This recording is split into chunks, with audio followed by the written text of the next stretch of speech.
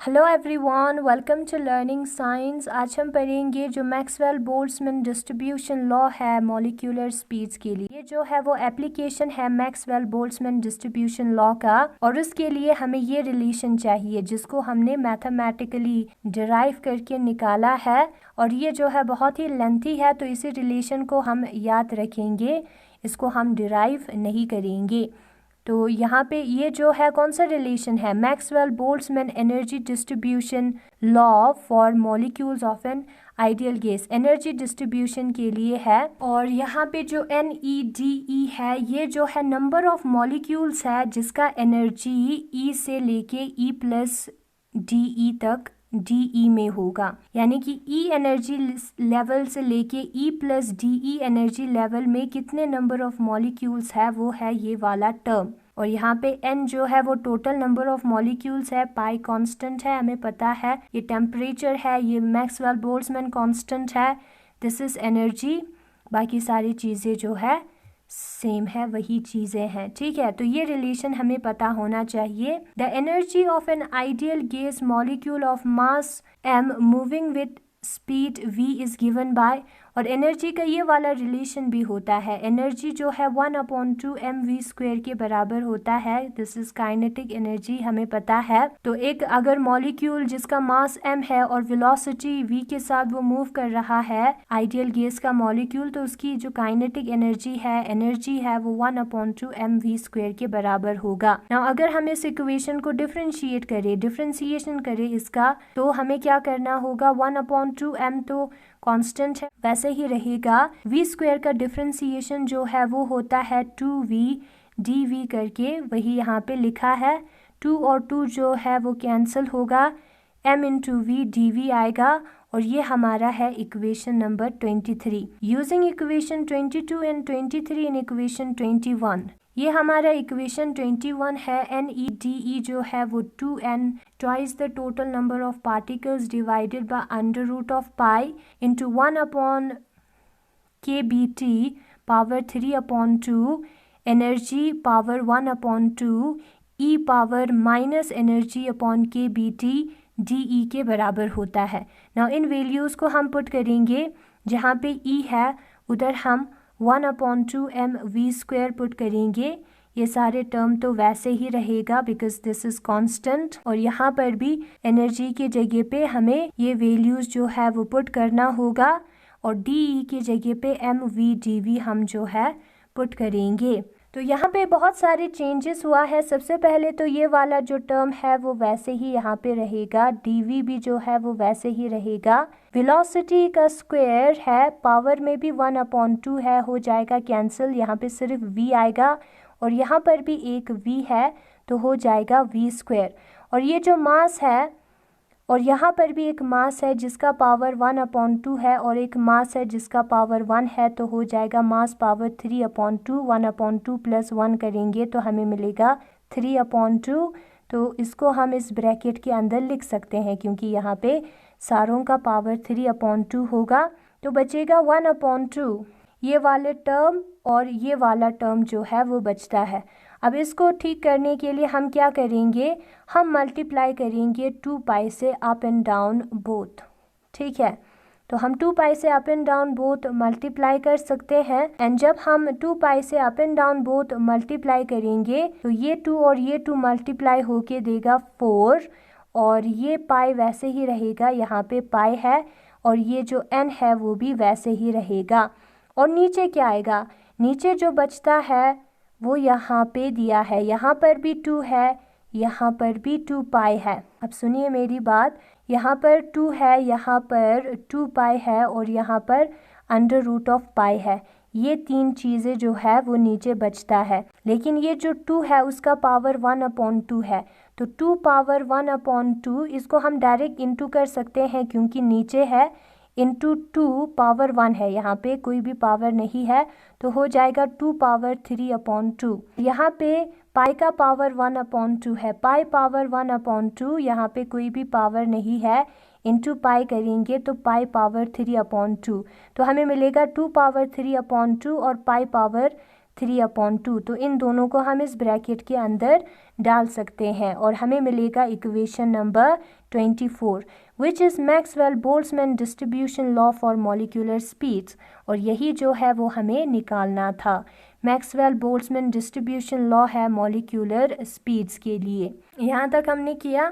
The fraction of molecules having speed ranging between v and v plus dv is given by. अब जो fraction of molecules है जिसका speed v से लेके v plus dv में range होता है, वो हमें कैसे मिलता है? यही जो हमने n v dv निकाला था उसको हमें n से डिवाइड करना है। तो जब हम n से डिवाइड करेंगे तो ये जो n जो है वो कट हो जाएगा, हमें मिलेगा ये वाला term. However, fraction of molecules having speed ranging between v and v plus dv, ये जो है v and v plus dv area में मॉलिक्यूलर स्पीड है, ठीक है।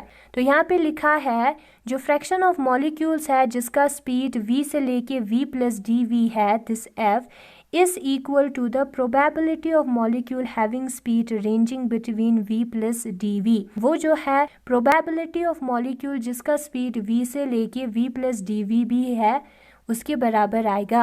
Therefore, the probability of molecules having speed ranging between v and v plus dv जो है वो fraction of molecules के बराबर आएगा। अब आप कहोगे ये फॉर्मूला कैसे आया? ये जो इक्वेशन है वो नंबर ऑफ मॉलिक्यूल्स है जिसका क्या है v से लेके v प्लस dv में उसका स्पीड है, ठीक है। तो अगर हमें फ्रैक्शन निकालना है टोटल में से कितने नंबर ऑफ मॉलिक्यूल्स है जो जिसका स्पीड इस रेंज में है, तो उसको हमें टोटल से डिवाइड करना होगा, है कि नहीं। और यही जो है वो प्रोबेबिलिटी ऑफ मॉलिक्यूल जिसका स्पीड v से लेके v प्लस dv है उसके बराबर आता है और उसको हमने यहीं पे लिखा है। यही जो टर्म है वही सेम यहाँ पे हमने लिखा है। फिर यहाँ पे dv और dv कैंसिल हुआ है, हमें मिला है ये वाला टर्म और उसको हम कहते हैं प्रोबेबिलिटी फंक्शन। जब हम dv को नहीं लिखेंगे तो ये जो टर्म है उसको हम कहते हैं प्रोबेबिलिटी फंक्शन। ना हम थोड़ा सा डिस्कशन करते हैं। Discussion of Maxwell Boltzmann law for molecular speeds. When v is equal to 0, then from equation 24 we get nv is equal to 0. It implies that no gas molecule has zero speed. अगर v 0 है तो equation number 24 से हमें पता चलता है कि जो nv है वो भी 0 है। इसका मतलब ये है कि गैस ऐसा कोई गैस मॉलिक्यूल नहीं है जिसका स्पीड 0 होगा। देखते हैं इक्वेशन नंबर 24 जो है वो ये है और यहाँ पे nv dv आएगा जहाँ पे ये नंबर ऑफ मॉलिक्यूल्स है जिसका वेलोसिटी v से लेके dv तक है। नाउ अगर हम v को 0 पुट करेंगे यहाँ पे डायरेक्ट 0 आएगा, 0 इंटू जो भी टर्म हो 0 होगा।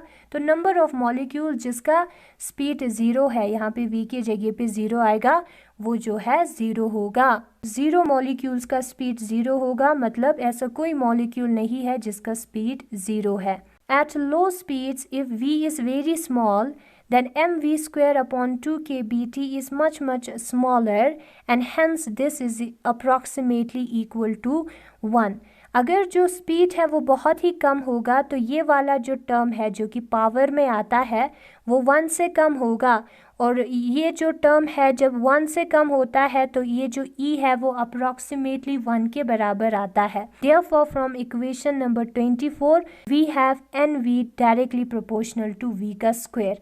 तो तब जो है nv directly proportional to v का स्क्वायर होगा। अगर हम इक्वेशन नंबर 24 को देखेंगे तो जो nv है नंबर ऑफ मॉलिक्यूल जिसका वेलोसिटी v से लेके dv तक है, v प्लस dv तक है, वो जो है इस वाले टर्म पे डिपेंड होता है या v स्क्वायर पे डिपेंड होता है। बाकी जो टर्म्स है इक्वेशन नंबर 24 में अगर हम जाके देखेंगे तो वो कांस्टेंट है। सिंस ये वाला टर्म तो 1 के बराबर आता है जब v बहुत ही स्मॉल होता है तो nv जो है वो सिर्फ इस पे डिपेंड होगा, इससे प्रोपोर्शनल होगा। Thus nv increases parabolically with increase in v and becomes maximum at a particular value of v। तो ये जो है बताता है जब कोई चीज़ जो है किसी के पावर स्क्वायर के बराबर होगा तो वो जो है पैराबोलिकली इंक्रीज हो रहा है। तो ये बताता है कि जो NV है वो पैराबोलिकली इंक्रीज हो रहा है V के इंक्रीज के साथ, और वो मैक्सिमम होगा एक पर्टिकुलर वैल्यू ऑफ V पे एट हाई स्पीड्स। अगर जो गैस मॉलिक्यूल का स्पीड है वो बहुत ही ज़्यादा है तो ये वाला टर्म जो है वो 1 से बहुत ही ज़्यादा होगा, मच ग्रेटर होगा। और ये सिचुएशन जब आएगा तो ये वाला जो टर्म है वो इस पे डोमिनेट करेगा, यानी कि ये वाले टर्म पे डिपेंड करेगा इंस्टेड ऑफ दिस टर्म। तो उस केस में जो NV है वो इस वाले टर्म से प्रोपोर्शनल होगा।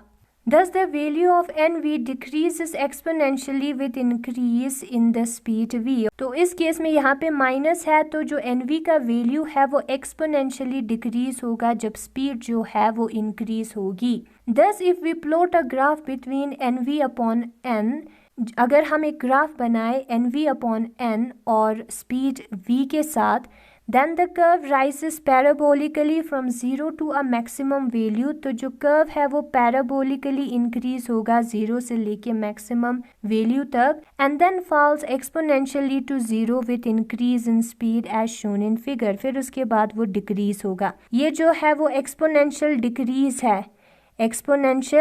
डिक्रीज है ये वाला हिस्सा, और ये वाला इंक्रीज है। जब वेलोसिटी कम होता है तो ये जो है पैराबोलिकली इंक्रीज होता है, हमने अभी पढ़ा। फिर एक मैक्सिमम वैल्यू लेने के बाद ये जो है एक्सपोनेंशियली डिक्रीज होता है जब वेलोसिटी फर्दर इंक्रीज होते जाता है। अगर आपको ये वीडियो पसंद आया तो इस वीडियो को लाइक करें और लर्निंग साइंस को सब्सक्राइब करें। Thanks for watching.